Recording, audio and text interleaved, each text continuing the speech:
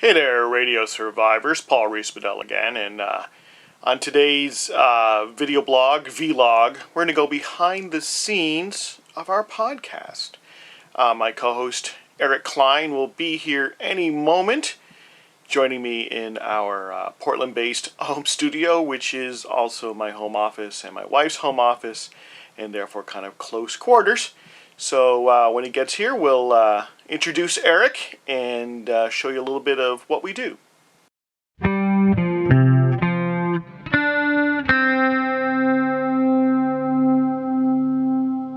Well, while I'm waiting for Eric to arrive, let me go ahead and show you our setup, my home studio setup here for recording the Radio Survivor podcast. So it's a bit of a pop-up studio because there really isn't enough room to have all this podcast gear, all these mics and stuff set up all week long. So every Friday it pops up, and then afterwards, after we record, I put it away. And of course the foundation for that is having a folding table. The heart of things is my Behringer Eurorack mixer. I've had this mixer now for about 15 years. And it served me very well. It's not fancy. It's very old school. Totally analog. No USB or anything like that. But it's been super reliable, has been dragged across the country several times, and has never, ever failed. So we use that to have mics. I can have up to 4 microphones, which is nice. We've had guests in here before.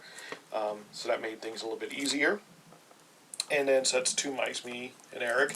And then I have a feed coming in from our Skype computer, so we can feed that into a separate channel, and then we also send discrete audio, just our microphones, back to the Skype computer. That way whoever's with us on Skype doesn't have to hear themselves delayed, which would really confuse them. And the way we do that is we use a mix minus. We use the auxiliary, so we just send the microphones. We don't send back the audio that comes in from Skype. It's a very clean method. That's why we use 2 separate computers, one to record and one for Skype. Then everything is output in analog from the main outs here, which go to what is called a direct box, and that converts the signal from a line level to a mic level. Line level is a little higher in voltage, and in overall level, and the mic level is a lot lower, and that's because my USB interface only takes mic level. So my USB interface is a PreSonus Audio Box 22. I really like it. I think it sounds great.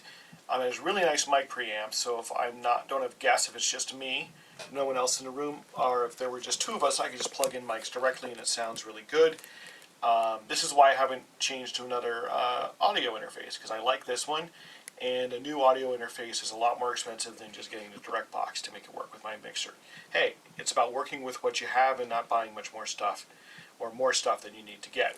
So this all gets recorded to my MacBook Pro. It's about a 2012 vintage Retina display, and we use Adobe Audition.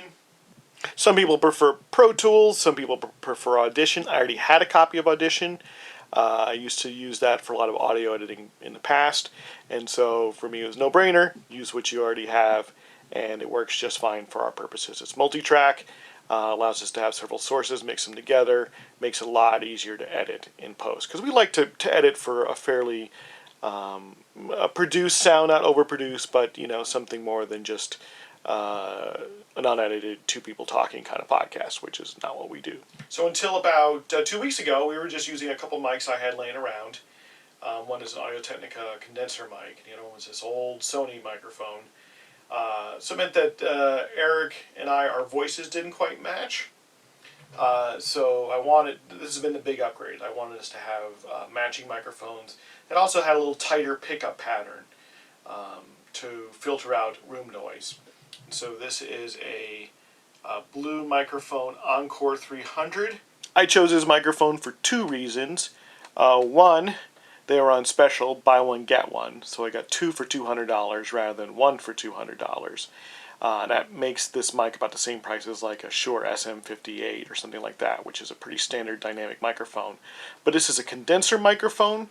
It's got a little bit more crisp sound. It doesn't need a lot of gain on your mixer, so you get a little bit less noise introduced into the proceedings.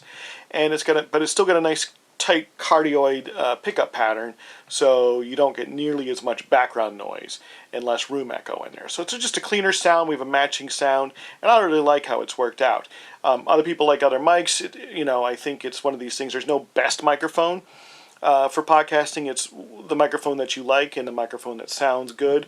But as a condenser mic, as long as you have the power provided by your mixer, the plug-in power, which is also called phantom power, then you tend to get good signal. Whereas some of the bigger dynamic microphones like Broadcast Standard Shure SM57 or an Electro Voice RE20, they require a lot more preamplifier power. And a lot of times the less expensive mixers like mine don't do so well with those. And you have to get either a better mixer, or you have to get something called a cloud lifter, and that's just even more money.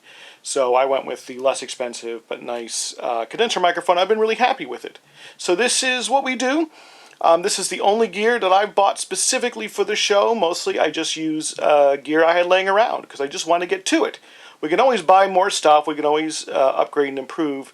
But the first thing you want to worry about is what do I need to get started, and I'm so glad that we got started. Okay, Eric is here now. You're on Candid Camera. Welcome. How much camera? Oh, it's so funny because I forgot. I feel, I guess I'm okay. I'm okay. Yeah, you're fine. This is podcasting. This is YouTube. I hope that podcasting is going to welcome intellectualism back into a more public place in our country. Because even radio, even the smartest radio, still doesn't seem to be patient enough to let people's ideas shine. So, Eric, what did you think of that interview with our guest, the writer, political commentator, and podcaster, Chauncey DeVega? So that was like a new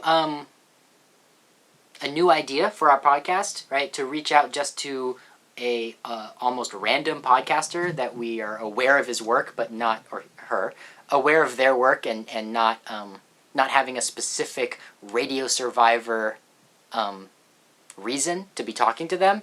And it worked out really well. I think that we can try that again, like taking a risk on a guest, not knowing exactly why we're having them on, but knowing that having faith in the conversation developing. Although I had a list of podcast type reasons to be talking to Chauncey DeVega.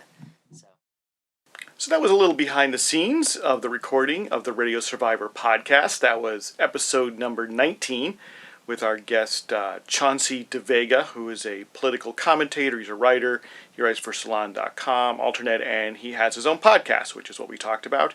You'll find that podcast at radiosurvivor.com/podcast, or you can look up Radio Survivor in iTunes and find it really easily.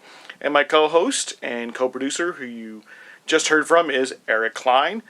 Thanks a lot for watching this. This is our video log number 2. Our video blog, and it's kind of an experiment for me. I've been producing video for years, though typically more with a crew, and so a lot more planning and attention to detail. And here I'm trying to run and gun, trying to get into a different mode, get into the spirit, I think, of video blogging, and trying a different way to communicate and to do something different than just the writing and podcasting we've done now, and trying to make it real simple and make it real easy to get these videos recorded and out. So I hope you enjoy it.